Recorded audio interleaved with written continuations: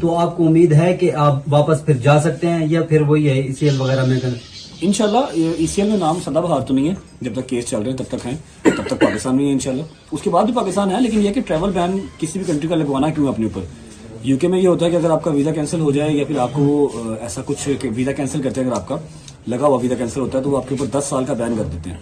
तो बैन नहीं लगवाना किसी भी कंट्री का, आपको विजिट के लिए कभी भी कहीं जाना पड़ सकता है, जिसकी वजह से मैंने चैलेंज किया, अदरवाइज तो कर देते बैन, रहना मैंने पाकिस्तान में ही है।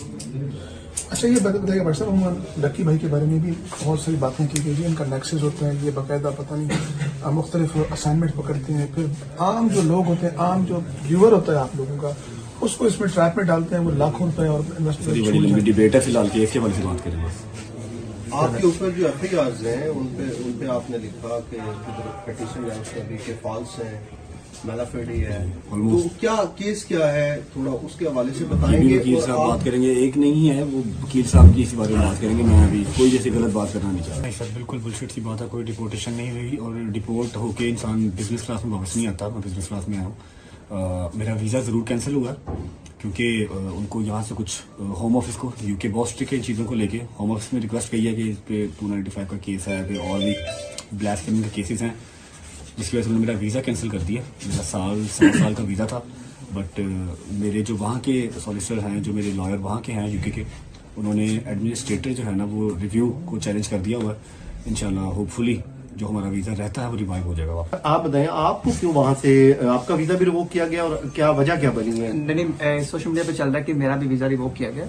मेरा वीजा नहीं रिवोक किया गया, मेरे पास ब्रिटिश सिटीजनशिप है और मेरे ऊपर भी 2 FIR हैं। एक जो डकी वाली आई 196/25, उसके अंदर उन्होंने मुझे पिछले में डाला हुआ है उस FIR के ऊपर। अच्छा। और जो दूसरी FIR मेरे ऊपर है वो 252/25 है, वो भी गैम्बलिंग की मेरे ऊपर FIR दी हुई है। तो दोनों FIR में हमने बेल शीट ली है इस्लामाबाद हाई कोर्ट से और अब हम मुतल्लिका अदालत में पेश होंगे इंशाल्लाह और आगे प्रोसीड करेंगे इसको। अच्छा, जो डकी भाई के साथ हुआ, जो उन्होंने वीलॉग में इंकशाफात किए हैं, क्या उन्होंने आपसे बाद में शेयर किए थे?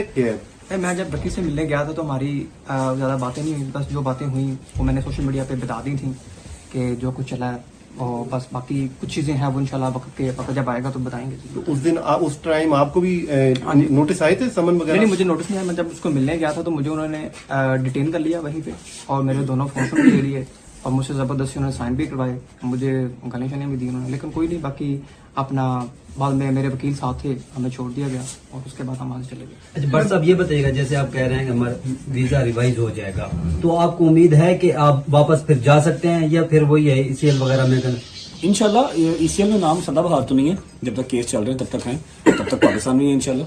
उसके बाद भी पाकिस्तान है, लेकिन यह कि ट्रैवल बैन किसी भी कंट्री का लगवाना